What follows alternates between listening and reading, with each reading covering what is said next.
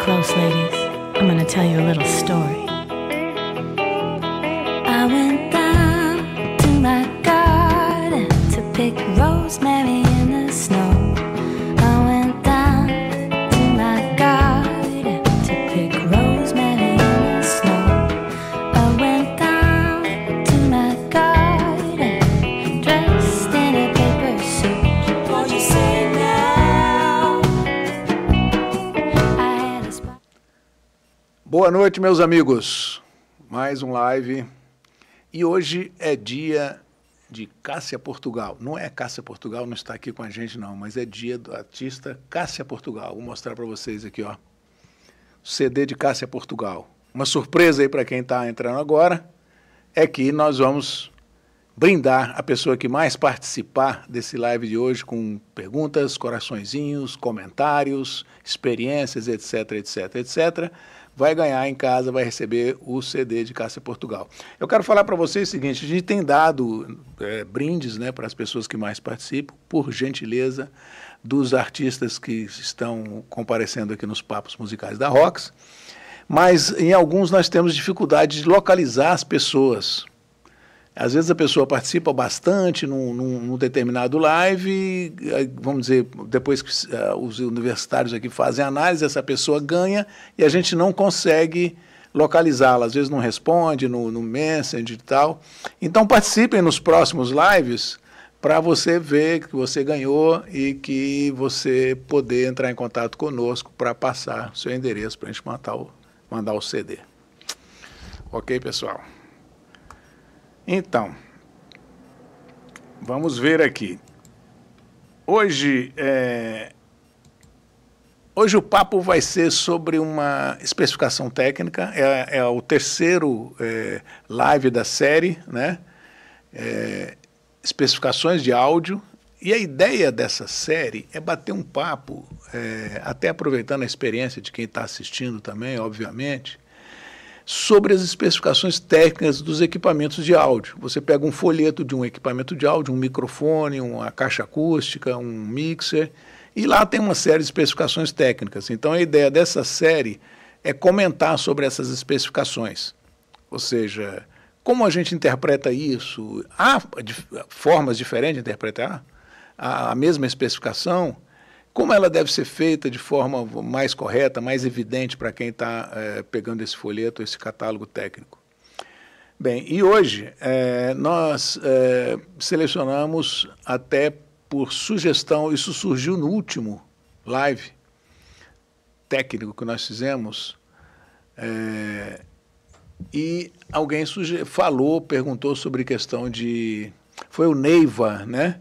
Que perguntou sobre impedância, se a impedância era casada, como é que era. Teve uma pergunta dessa no live anterior, e nós já colocamos para hoje a discussão sobre impedância. Vamos ver como é que vai evoluir esse papo de hoje. Então vamos lá. Então tá aí, especificações de áudio é o nosso tema. Impedância. O nome é bonito, né? Impedância. O que é impedância? A impedância é a real resistência que um circuito oferece à circulação de uma corrente elétrica alternada, né? A impedância é medida em ohms, assim como a resistência. Então, nós não vamos falar muito de teoria, mas não tem jeito, a gente acaba falando porque para entender o conceito de forma igual, né? As pessoas estão assistindo e o que a gente está querendo falar aqui. Então, vamos dar uma olhada na cadeia de áudio, rapidamente.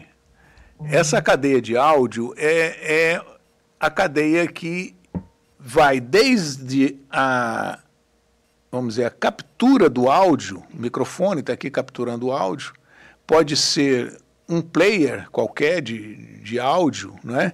Pode ser alguma coisa remota que está chegando aqui através de um protocolo digital qualquer. Enfim, tudo isso entra no mixer, que a ideia do mixer é fazer esse papel. Depois, ele joga num processador de sinal, que vai para o amplificador, que vai para a caixa acústica, que vai para a acústica do ambiente, que vai para o sensoriamento do ser humano, que vai para o seu cérebro para você interpretar. Nada disso a gente vai comentar, obviamente. Então, nós estamos falando de interface o quê? Interface entre o CD player e o mixer. Do mixer, processador de sinal. do microfone para o mixer. Então, esses dispositivos têm uma impedância. O microfone tem a impedância de saída, não é isso? E que vai encontrar a impedância de entrada do mixer e assim por diante, né? O último amplificador tem a impedância de saída que vai para encontrar a impedância do sonofletor. Beleza? Então, esse é o modelo de todos os dispositivos que estão aí. Ele pode ter uma entrada e uma saída, ou só uma entrada ou só uma saída. Por exemplo, o microfone só tem uma saída. Estou falando da eletrônica, né? Ele recebe o som, né, mecânico, converte em eletrônica, então só tem saída. Ok?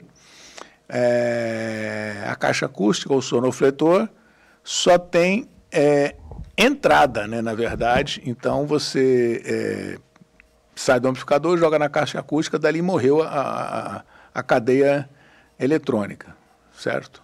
Passa a ser som mecânico. Então, o que se vê? Quem está olhando para esse dispositivo na entrada vê uma resistência. E lá na saída, quem está recebendo o sinal desse dispositivo também vê uma resistência.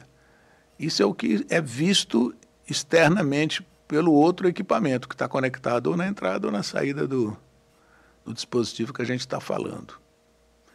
Aí está desenhada uma resistência, mas nós estamos falando de impedância. Ela é mais do que uma resistência. A gente vai abordar um pouquinho rapidamente isso, só para ficar claro. A impedância é uma propriedade de 2 pontos de um circuito elétrico. Então, aquela entrada lá tem uma impedância, a saída tem uma impedância. E como é que ela é calculada? Vocês lembram daquela velha fórmula, né? V igual a RI, né? Voltagem, né, é igual a resistência vezes a corrente. Ou a resistência é a voltagem dividida pela corrente. Então, isso num circuito DC, né? Ou em cima de uma resistência. A impedância ela é função da frequência, tá ali. A impedância Z, função da frequência, é igual a voltagem, que é a função da frequência, que ela pode estar variando nisso, em função da frequência, e dividida pela corrente. Essa é a impedância. E ela depende da frequência, obviamente, né? É uma grandeza bidimensional, aí que está a grande jogada. Você que é técnico, engenheiro de som, deve entender bem isso, que é uma grandeza bidimensional, ela tem 2 dimensões. Então, para você representar uma grandeza bidimensional, você pode usar um vetor bidimensional ou um número complexo. É muito comum usar um número complexo em matemática para a gente representar uma grandeza de 2 dimensões. Então, quais seriam essas dimensões? Uma dimensão seria uma dimensão, falando de número complexo, a dimensão seria o eixo real, onde estaria representada a resistência dessa impedância. E outra dimensão, que é a parte imaginária do número complexo, estaria representando a reatância. A gente representa por S, por exemplo, né? E a resistência por R, né? Então eu tenho 2 componentes. Falando em número complexo, eu tenho a parte real e a parte imaginária, desta forma aí. E a intensidade desse vetor ou desse número complexo é dado pela raiz quadrada da resistência ao quadrado mais a reatância ao quadrado. É um teorema de Pitágoras, né? Ok? Então, se você olhar ali, olha lá. A intensidade dele está em vermelho, esse vetor aqui em vermelho, ó, né, é um triângulo retângulo. Então, esse cara ao quadrado é igual a R ao quadrado mais S ao quadrado. Então, esse Z é a raiz quadrada da soma dos quadrados. É a intensidade dele. Isso é que a gente vê, né, como a impedância, a intensidade da impedância. Então, ela não é simplesmente uma resistência. Ela tem uma parte resistiva e uma parte reativa, ok? Que está no eixo imaginário. Isso é importante, porque essa parte reativa ela faz um deslocamento de fase do sinal que está entrando. Se for só resistência, não há deslocamento de fase. Ok? Então, aí agora vamos ver os 3 elementos passivos que formam os circuitos. O resistor, o indutor e o capacitor. A impedância deles, de cada um deles é representada por isso. O resistor, a impedância dele é um R, é um número real. Ele não varia com a frequência, não importa o que você faça, a voltagem que você aplica aqui, ela não altera a impedância. Esse aqui altera a impedância. Está invertido aqui, hein, gente? Aqui é ZL, certo? Esse aqui é a Z do capacitor e esse é o Z do indutor, ficou invertido. Então a impedância varia com a frequência, aqui está a frequência. O I é o número, significa que é um número complexo. Então essa impedância desses elementos, indutor e capacitor, eles são números complexos, puros. Ok? Então um circuito que contém a capacitância e indutância, ele vai gerar uma impedância complexa. Então tá aí, ó. De novo a figurinha do número complexo. Bom, e como é que é a formação da definição, né, de capacitor e de indutor e de resistor? O resistor, por definição, é um elemento onde você joga uma corrente, né? Aliás, você coloca uma tensão elétrica, V de T, em função do tempo, né? A corrente que vai ser gerada aqui, ela é um número real também. Isso aqui, qualquer que seja esse número, ela vai ser a intensidade da tensão elétrica dividida pela resistência. Então não tem nada de complexo, nada de nada. Quem bolou isso aí foi esse camarada aqui, ó, o George Ohm. Então ganhou, né, o nome dele simboliza hoje a medida de resistência, ohms, em homenagem ao George Ohm. Bom, e o indutor? O indutor é o seguinte, você aplica uma tensão elétrica, vai gerar uma corrente. Só que essa corrente, ela não é linear, variando com a tensão elétrica. Ela é a integral da tensão elétrica. Então, o que você aplicar de tensão elétrica aqui, esse elemento vai fazer uma operação que é correspondente a uma integral. Quem é que definiu esse negócio foi o Henry. O Joseph Henry. Então, hoje, a medida da bobina, né,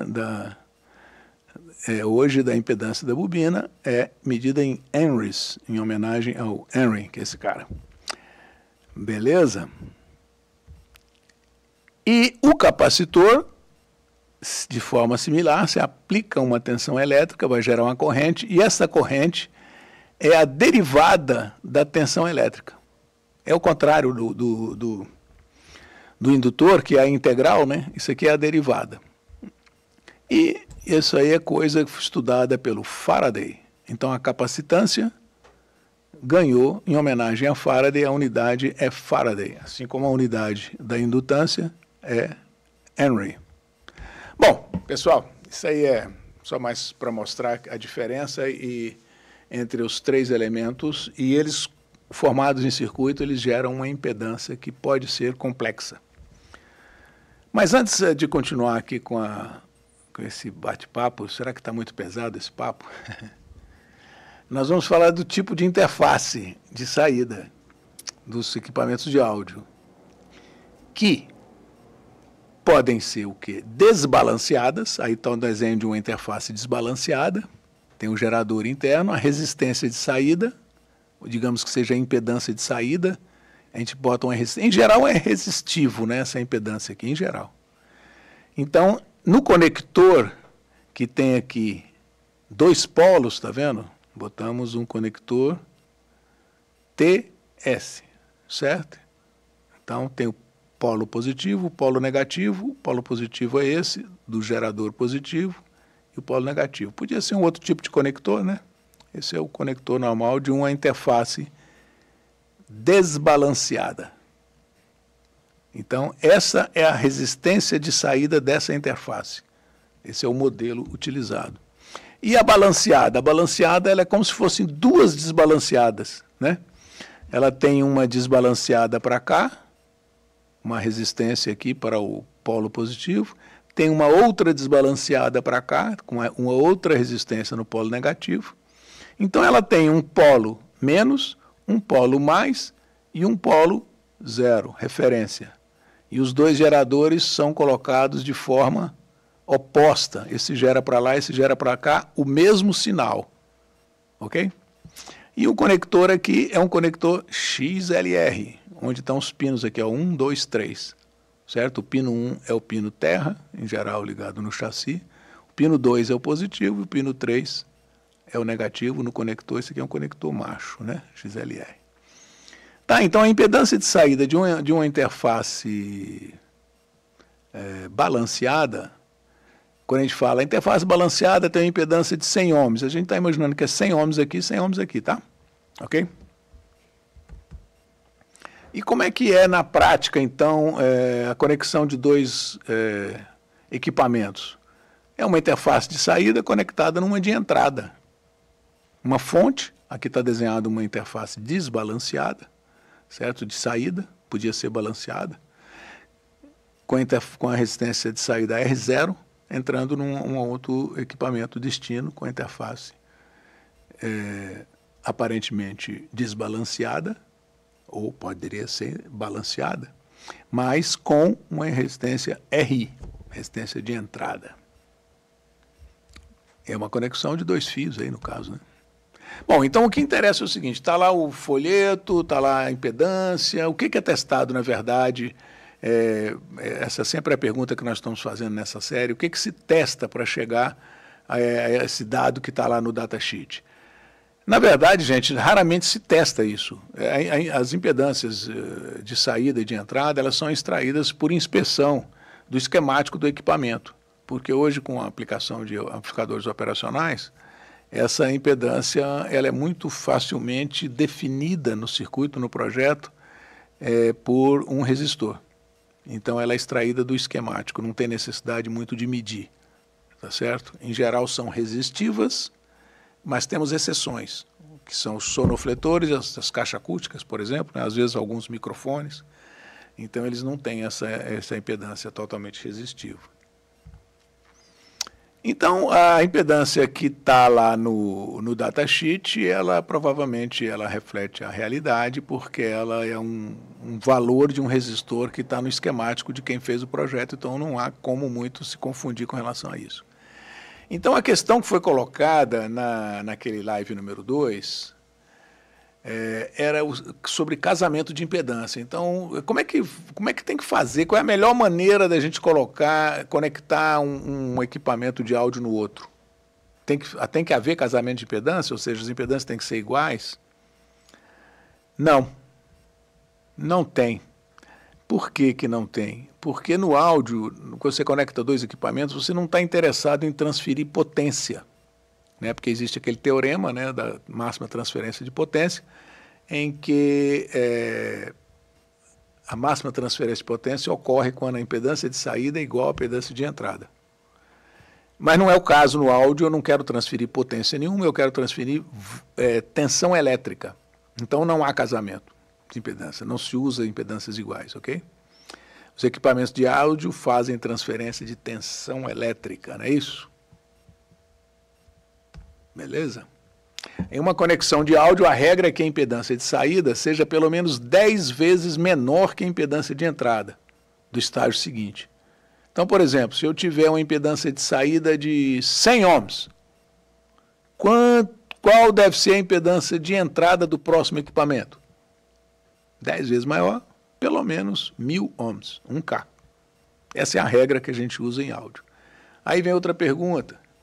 Pô, então eu posso pegar a saída de um equipamento de 100 ohms e ligar em dois equipamentos de 1000 ohms? Pode. Não é tão bom, mas pode. Mas seria melhor se você ligasse em dois equipamentos de 2000 ohms. Dois equipamentos de 2000, em paralelo, dá 1000. Está saindo 100, aí está mantida a regra das 10 vezes. Então não tem problema nenhum você sair de um equipamento e entrar em 5 outros equipamentos, desde que o paralelo de todas as impedâncias de entrada seja maior do que a impedância de saída. Ok? Estamos vendo aqui, me passaram aqui o celular,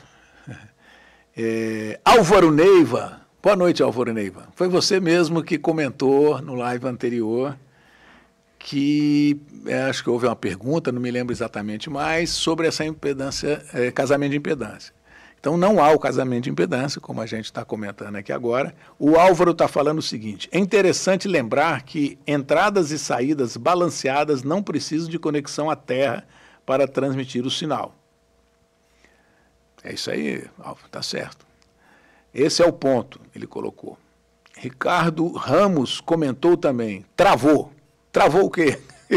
Travou quer dizer que deu tudo certo, beleza? Ou, pode ser a transmissão lá que travou lá para o Ricardo. Ok. Então, o Álvaro está confirmando, não precisa haver casamento de impedância. Né? Esse negócio de casamento é coisa antiga, quando se fala de áudio moderno. Não tem casamento. Mas é casamento que ele está falando, vou repetir, a impedância é igual quando se fala. Tem gente que fala, o casamento de impedância no áudio é 10 vezes. Chama de casamento, mas é tudo uma questão de nome, tá, gente? Então, assim, quando a gente fala casamento de impedância, é que sejam iguais. Então, não se usa impedâncias iguais no áudio, ok? Realmente a regra é essa de 10 vezes. Se for mais de 10 vezes, melhor ainda. Vamos lá, então, aqui no slide. Então, essa é a fórmulazinha. A resistência de output tem que ser menor do que 10 vezes a resistência de input do próximo estágio. Está aí de novo a cadeia de áudio e só para mostrar, e nós vamos falar especificamente de um elemento aqui que é do amplificador para a caixa acústica. Esse negócio tem uma diferença. A caixa acústica ou o sonofletor, ele é uma bobina, não é isso? Ele tem um enrolamento, né, em que você gera um campo magnético para movimentar o cone. Então, essa impedância de entrada, ela não é resistiva. Ela é indutiva, certo? Ela está lá naquele eixo imaginário. Tem também resistência, porque o fio tem resistência, etc. e tal. Então, ela é uma impedância complexa, a impedância. Então, muita gente fala, bom, esse sonofletor é um sonofletor de 8 ohms. Mas quando você fala que o sonofletor é de 8 ohms, você está falando em que frequência, né? Porque a gente acabou de ver que quando a impedância é complexa, ela varia com a frequência. Se ela fosse 8 ohms em toda a faixa de frequência, ela não seria complexa, seria um resistor. Então, se ela é complexa, e eu estou vendo porque é uma bobina, só pode ser complexa, às vezes tem algum capacitor também ali, então ela é complexa, não tem a menor dúvida. Então, ela não é 8 ohms em toda a faixa. Quem está assistindo aí, todo mundo concorda? Não é 8, isso já é uma coisa que a gente já pode garantir. Outra coisa, o amplificador, muita gente fala, eu vou colocar um amplificador aqui, meu amplificador é um amplificador de 8 ohms de saída. Então eu vou fazer a pergunta para vocês aí que estão ouvindo. Seria razoável eu ter um amplificador com impedância de saída de 8 ohms para ligar num alto-falante de 8 ohms?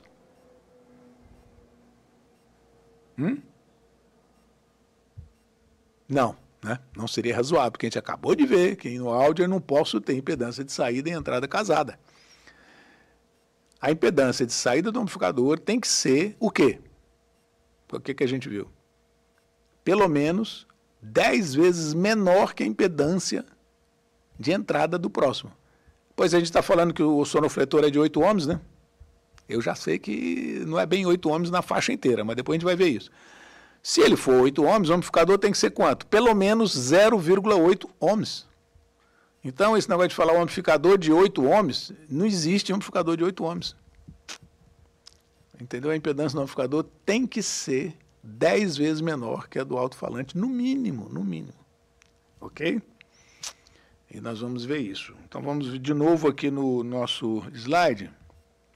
Está lá o gerador, né, que interno é o modelo do amplificador, ele tem um gerador e uma impedância de saída, em geral, resistiva, em geral. Então, ela tem que ser quanto essa impedância, se o sonofletor é de 8 ohms? Pelo menos 0,8. É isso? Dona Ilvana está ali assistindo, certo? O pessoal todo ali levantando o braço. O que é, gente? 8. Portugal está assistindo, fala do CD da... Cássia Portugal está assistindo, que maravilha. Cássia, olha aqui seu CD. Vamos botar aqui o CD aqui da Cássia. Cássia está nos prestigiando. Cadê o nosso controle lá? para mudar aqui a câmera. Mudar a câmera para cá. Cadê a imagem? A imagem aqui. Cássia, está aqui você. Muito obrigado pela gentileza de ceder esse CD. Ceder este CD para um brinde de hoje, surpresa para quem participar mais nesse live de hoje. Obrigado, Cássia, grande cantora, excelente CD, gente. Quem ganhar isso aqui vai ficar maravilhado, vai ficar fã de Cássia. Então, voltando para o nosso slide, temos ali algumas questões que a gente está pensando aqui. Pô, então eu já sei que a saída desse amplificador, a resistência dele tem que ser de 0,8 ohms para baixo. A impedância do sonofletor é complexa, ela não é a mesma durante a faixa toda. Poxa, então o que vai acontecer? Tá lá, R0 tem que ser muito menor que RL. Aí tem um detalhe que é o seguinte, gente. Às vezes você vai lá no datasheet do amplificador e não acha a impedância de saída do amplificador. Procurei aqui, ele não fala o datasheet. Porque no amplificador, em geral, se usa um outro nome em vez de dizer, falar diretamente a impedância. Usa-se uma especificação chamada fator de damping. Então, vocês vão lá no datasheet do amplificador e procuram lá fator de damping. O fator de damping é definido como sendo a resistência de carga, no caso que a gente viu naquela figura seria 8 ohms, né? Dividido pela resistência do amplificador, de saída do amplificador. Então, o que vocês me diriam desse fator de damping? Ele tem que ser pelo menos quanto? Daí para cima. O pessoal ali está falando ali. Oi? 10, né? 10. Exatamente, 10, né, gente? 10, porque se a resistência de carga tem que ser 10 vezes maior que a resistência de saída do amplificador, que é o R0, então esse número aí, fator de damping, tem que ser de 10 para cima. E mais um detalhe, quanto maior esse número, melhor o amplificador. Não é o papo de hoje a gente falar qual é o efeito desse fator de damping, por isso que ele tem esse nome, não é o caso aqui, poderia ser uma outra live, mas, na verdade, quanto maior esse fator de damping, melhor ele responde a alguns transientes na saída. Tenho isso em mente. Então, se ele tem um fator de damping de 10, ele está no limite do suportável para um amplificador, certo? Assim, pela regra que a gente colocou. Tem que ser pelo menos 20, né, gente? Mais do que isso. Enfim, o número, na prática, nós vamos ver agora. Mas esse é o negócio. Então, se você pegar o fator de damping, certo? Olha lá, se você pegar aquela equaçãozinha, passar o R0 para a esquerda, o fator de damping para baixo, você pega a carga de 8 ohms, divide pelo fator de damping, você sabe qual é a impedância do amplificador. Então, se o fator de damping for 10, quando ele está ligado em 8 ohms, então a impedância dele é 0,8. Se for 20, seria 0,4 ohms, e assim por diante. Eu vou mostrar para vocês um negócio interessante. Vocês estão vendo isso aí? Isso aí é uma foto de um catálogo antigo que eu tenho aqui, do teste do amplificador Marantz 4240, quadrifônico, e está aqui, ó, esse catálogo aqui. Ó. É uma revista, né, que contém testes, está aqui vários testes de equipamentos de áudio, é revista bem antiga, eu tenho ela desde 1975, essa revista é de 1975, gente. Tem quantos anos? Mais de 45 anos. Então, esse amplificador, que eu tirei a foto aí de curiosidade, eu vim aqui na revista vou pegar uma coisa bem antiga, para ver qual era o fator de damping. Peguei esse amplificador, que é um amplificador fabuloso na época, um Marantz 4240, né? Ele está aqui na revista e eu vou mostrar para vocês, aqui novamente no slide, como exemplo, o 4240, eu escrevi pequenininho ali, 1975. 45 anos atrás, certo? Esse amplificador tem um fator de damping igual a 36. Eu peguei nesse manual aqui de teste, tá? Então, você calculando a resistência de saída do amplificador, nós vamos encontrar que a resistência dele é 0,22 ohms. Certo? É só dividir, porque ele fala que o fator de damping é um fator de damping para o amplificador operando a 8 ohms. Então, divide por 36, dá 0,22. Bacana. Então, é assim que a gente calcula. Na verdade, não interessa. Interessa para alguém qual é a impedância de saída do amplificador? Não interessa. Então, por isso que, em geral, se olha para o fator de damping. Mas poderia se usar a impedância, quanto menor essa impedância, 0,22, se fosse menor, seria melhor. Então, aqui tem uma outra coisa interessante, nós falamos aí, vocês que estão, o pessoal está assistindo ali, já levantou o dedo, essa impedância do sonofletor, eu peguei aqui um gráfico de um sonofletor de 16 ohms, como exemplo, ó. Então, a impedância dele é essa curva preta aqui, ó. Ou seja, essa é o valor da impedância que está variando com a frequência. Aqui é um gráfico que vai de 20 Hz a 20 kHz. Então, você observa que a impedância desse sonofletor, o fabricante diz que ele é de 16 ohms, né? Aí você olha que ele vai aqui em cima, nessa frequência, que está dando mais ou menos 40 Hz. Em 40 Hz, a impedância dele, ou seja, a resistência dele, é de 200 ohms. Bem alta. Depois, com a frequência vai aumentando, ela vai caindo até chegar aqui por volta de 100 Hz, 100 e poucos Hz, ela cai para 8 ohms, mais ou menos, ó.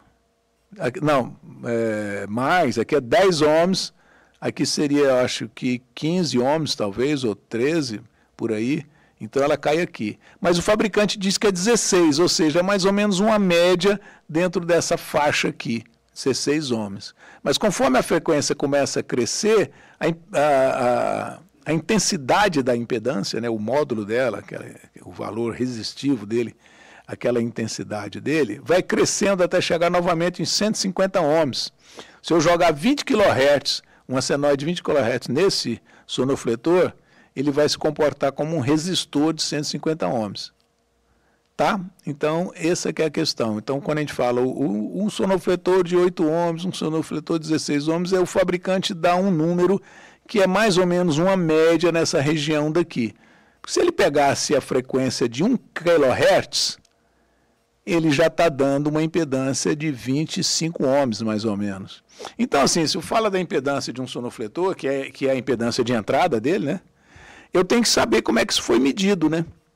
Tudo bem, de 8 ohms eu considero que ele é 8, mas tem sonofletor de 8 que, na verdade, exige mais do amplificador, que não é bem 8, é 6, é 7. Aí tem uns de 8 que não é bem 8, é 12, é 15. Então, assim, tem essa diferença nos sonofletores. E varia com a frequência. Se você tiver uma programação mais de baixa frequência, ou dentro daquela faixa, por exemplo, de 50 Hz a 1 kHz, ele se comporta como um elemento de baixa impedância.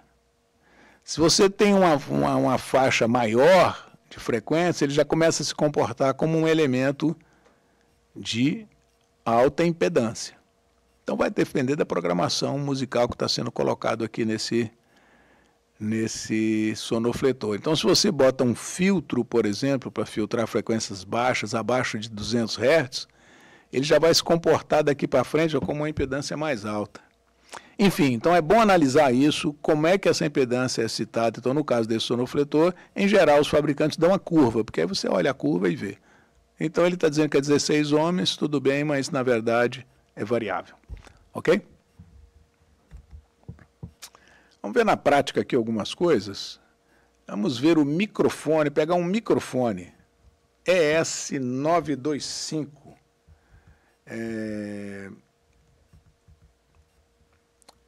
ES925 é um microfone da Audio-Técnica. Nós vamos buscar ES925. Eu estou aqui na loja da ROX, certo? Você aqui é loja.rox.com.br. Você tem aqui os microfones, pesquisando por ES925. Aí tem vários aqui, ES925 da Audio-Técnica, com vários tamanhos de pescoço e tal. Vou pegar esse primeiro aqui, ó. Então, vamos pegar o primeiro, vamos aqui nos documentos. No documento, vou pegar o manual do usuário. Deixa eu ver se tem aqui. Manual do usuário. Não sei se vocês estão conseguindo. Deixa eu ver se eu consigo ver aqui. Ah, está aqui, ó. Aqui, ó. Impedância. 130 ohms. ou seja, a impedância de saída desse microfone. Ele não põe mais detalhes, certo? Mas é a impedância de 130 ohms, ok? Então, voltando aqui para o meu exemplo que a gente está dando, vamos pegar agora um mixer, né? Você vai conectar o microfone no mixer. Nós vimos que esse microfone tem 130 ohms. Os microfones, em geral, são em torno disso aí. 130, 150, 200 ohms, né? Vamos pegar o mixer Digimix 24. Então, nós vamos voltar aqui na loja e vamos procurar pelo Digimix. Pro Digimix, eu tenho aqui Digimix 18, Digimix 24. Vamos pegar esse Digimix, podemos ser o 18, tanto faz. Vamos pegar o 24 aqui, Digimix 24. Vamos aqui nos documentos, vamos pegar o folheto dele, está aqui, folheto técnico. Folheto técnico do Digimix 24. Nós vamos procurar aqui a especificação técnica dele. Vamos ver se nós achamos entrada de microfone. Ok? Está aqui, ó. Microphone input. Resposta em frequência, distorção, ganho, phantom power.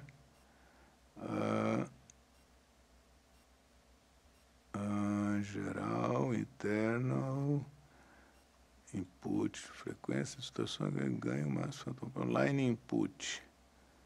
Stereo line. Vamos pegar, por exemplo... Não estou achando aqui a impedância de entrada.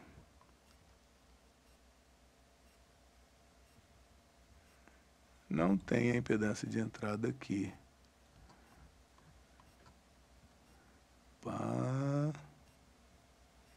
Está aqui, ó. Entrada de microfone. Vamos ampliar aqui para vocês verem. Tá tão fácil de ver que eu não achei. Então, aqui, ó, microfone, entrada de microfone, classe A, balanceada, discreta, 6.8K kilo-ohms, ou seja, 6.800 ohms. Quanto é que era o microfone? 130, né? Ohms. Esses 6.800 é mais ou menos 20 vezes maior do que a impedância de saída do microfone. Está dentro daquilo que a gente imaginava, né? 20 vezes maior.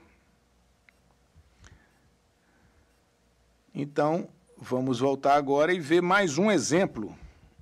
Vamos pegar o amplificador Ashley NXP 1504. Voltando para a loja, não é?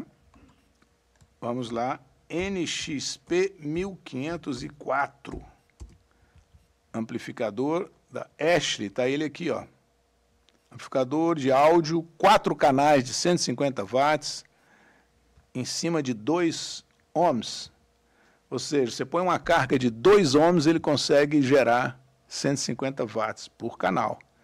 Vamos aqui nos documentos, a gente está falando de impedância, eu quero saber qual é a impedância de saída desse amplificador. Folheto técnico, está aqui. Folheto técnico do amplificador. Folheto técnico. Olha aqui, gente, o que eu achei?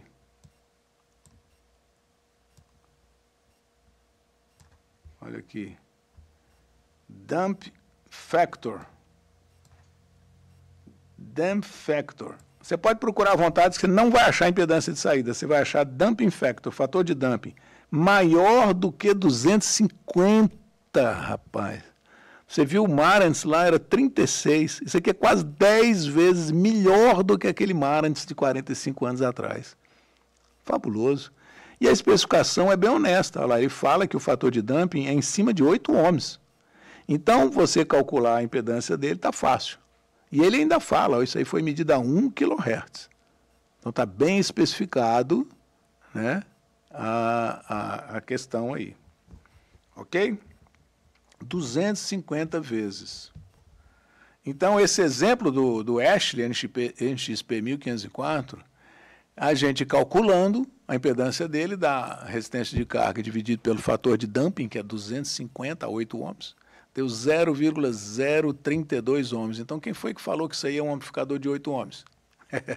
Ele não é um amplificador de 8 ohms, ele é um amplificador de 0,032 ohms, que suporta operar em 8 ohms, suporta operar em 4 e ainda suporta operar em 2 ohms, como vocês viram no datasheet. Em geral, quando ele fala isso, 2 ohms é porque é o máximo que o amplificador suporta. Se você baixar a impedância de entrada lá do próximo estágio, que é a caixa de som, o sonofletor, para menos de 2 ohms, o amplificador vai abrir o bico, tá certo? Ele não vai conseguir fazer isso aí. Ele tem um limite, porque se você olhar, o fator de damping dele vai cair. Então, de 8 ohms, aliás, a resistência dele vai cair, né? Se você diminuir a resistência de carga, a resistência interna dele cai, teoricamente, ali, ou o fator de damping muda, o que é uma coisa ruim, né? Porque esse fator de damping é excelente desse amplificador. Então, você vê a diferença, a evolução. Nós falamos de um amplificador da época lá do Woodstock, né? Um pouquinho depois do Woodstock. O Woodstock foi o quê? 1969, né? Então, eu estou falando em 1975, ainda é daquela mesma geração. O Woodstock ainda era amplificador valvulado, tá, gente? Se vocês tiverem curiosidade de ver. Então, e o pessoal falava que o Woodstock, aquela barulheira, né, que som alto. Você olha lá, se você pesquisar qual é a potência que foi usada em Woodstock, você vai cair para trás, como era baixíssima, comparado com hoje. Ok, então vamos meter um grampinho aqui nas seguintes conclusões. Não se usa casamento em impedâncias iguais na cadeia de áudio. Equipamento de áudio foca na transferência de tensão elétrica e não na potência. Ok?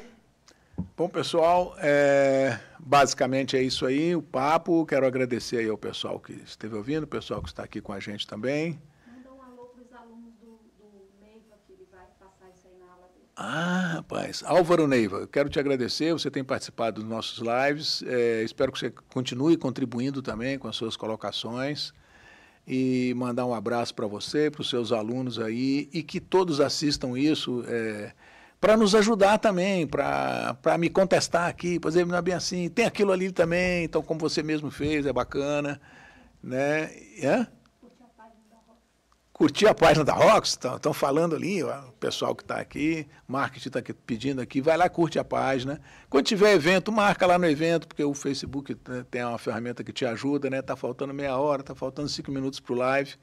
Então, a gente está fazendo esses lives no intuito de se aproximar de você que é técnico, que é engenheiro de áudio e que, às vezes, essas especificações técnicas, essa série de especificações técnicas é bem interessante, né? Porque atenta para uns detalhes que estão no datasheet que é preciso entender bem, interpretar isso e questionar e acreditar ou não, né, gente? Porque às vezes você pega um datasheet e o cara fala fator de damping é 200, aí não fala em que resistência de saída ele está falando, em que frequência.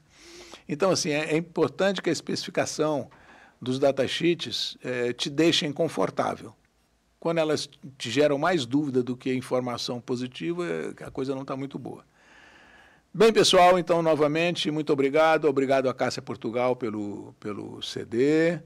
Obrigado a todos que ouviram aí. E continuem aí, nós estamos sempre seguindo nessa linha, procurando interagir com vocês. Técnica com arte. Boa noite. Obrigado.